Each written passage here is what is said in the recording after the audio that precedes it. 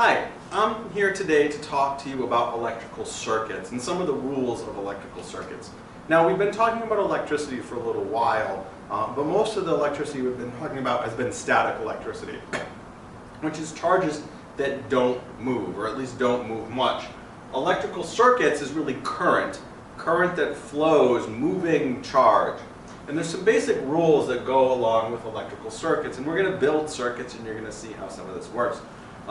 Let me start with some of the basic circuit symbols that you're going to see. These are on the reference table. You'll see a battery here. Now on the reference table it doesn't have positive and negative, but for this case I put it on here just so you would know which side's the positive and negative. The big one is positive, the small one's negative. There's also a cell over here that looks a lot like a battery, and for all intensive purposes in this class we can treat batteries and cells pretty much the same. Basically a battery is a collection of cells that's put together to give like a larger potential difference. We'll deal with resistors, which provide resistance in ohms. We've learned about that. There are light bulbs, so a bulb symbol looks like this. The lines I put on the end are wires connecting it. Usually it's going to be connected to a bigger circuit. You have a variable resistor here. That's a resistor where you can change the resistance. A voltmeter and an ammeter. And we'll talk about placement of these at some point too. Now, with electrical circuits, there's a few basic rules. Number one is that it has to complete a full loop. So I've put together a picture here of an electrical circuit. And you can see that this circuit has a few basic elements. It's got a battery here with a positive and negative label. It's got a resistor, and it's got a bulb. But it needs to complete one full loop to go from positive to negative in order for it to be a valid electrical circuit. Now, I could do something like, hey, let me add something here and let me add another bulb. I've just done a loop. The problem is it's still not a loop that gets you from positive to negative. If you have positive current moving through this wire, it wants to get to the negative side. If you don't have a negative side to go to, then it's not going to have any incentive or motivation to move through the wire.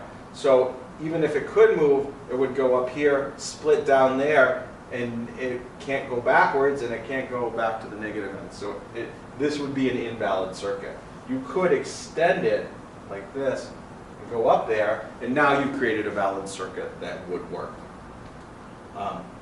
Number two is that it must contain a source of potential difference, meaning there's got to be something that provides voltage in there, such as a cell or a battery. Mainly we're doing with direct current in this course. We will talk a little bit about alternating current as well. But batteries are direct current. And so let's say I put another, let's say I just took the battery out, for example. I mean, this would just be a loop of wire connected to a resistor and two bulbs. Nothing is going to happen. It's got no source of potential difference. So there's nothing that makes those electrons in the wire want to move around. We could put a battery in here. I'm going to put a cell in instead. And actually I'm going to put two cells in here connected. And you'll notice that they're lined up in opposite directions. We're going to talk about adding voltages together at some point in the future. But if you have a battery and another battery and you put them in the wrong way, they end up having an opposite effect on the voltage. So this might have a voltage of like plus 1.5 volts, and this would have a voltage of negative 1.5 volts, and the total would be 0. So if the total is 0 voltage, you're still not going to get electrical current flowing through this. So you need a source of potential difference. That's why if you put batteries into electronic devices the wrong way, they're not going to work.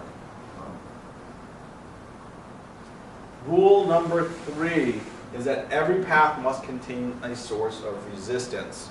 So if, for example, I'm going to take some stuff out of this one right now. Let's just say we had a battery connected to a loop of wire. And that's it, right? Now we actually do get electricity flowing through here, but the problem is that since there's almost no resistance, or the wires have a little bit of resistance, you're going to get a huge amount of current flowing here, which is going to cause the wires to heat up and the whole circuit will short circuit, and the wires might likely melt as well. So something like this is not good. It's just going to cause a short circuit and probably melt some components as they overheat. And we want to be careful of that when we build circuits. Now, you could add a resistor in here. Actually, I'm going to add a resistor down at the end. Boom. Suddenly this is a valid circuit. I could instead have a light bulb that works just as well. Let's say I had, and this is called a parallel circuit. We'll learn about those in a future video. We had a split path, so the electricity could go one of two ways. Positive current would go up this way, and it would get to this junction here. This is called a junction. Every time you see 2 points splitting is a junction.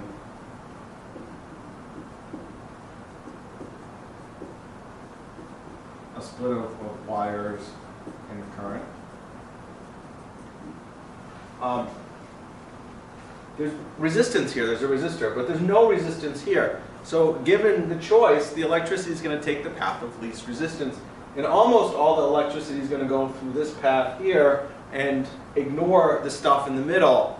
And so, again, it's taking a path with very little resistance, which means if your resistance is 0 or close to 0, your current goes way, way up, and the whole thing will overheat and melt down and cause a short circuit. So this is not a valid circuit either. We could put a source of resistance in here. We would be good to go. And suddenly we have a valid circuit again. There is a fourth rule that I put on here that says electrons move from negative to positive, which means that positive current flows from positive to negative.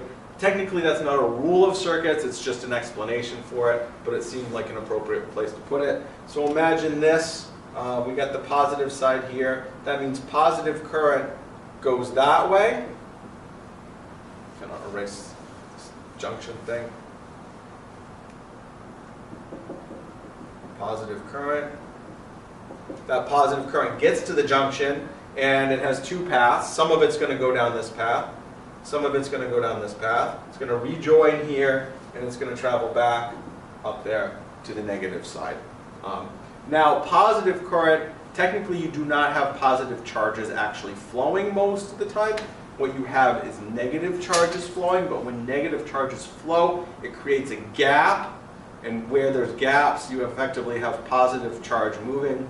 So technically you have negative electrons moving, so your electrons are going to go down this way.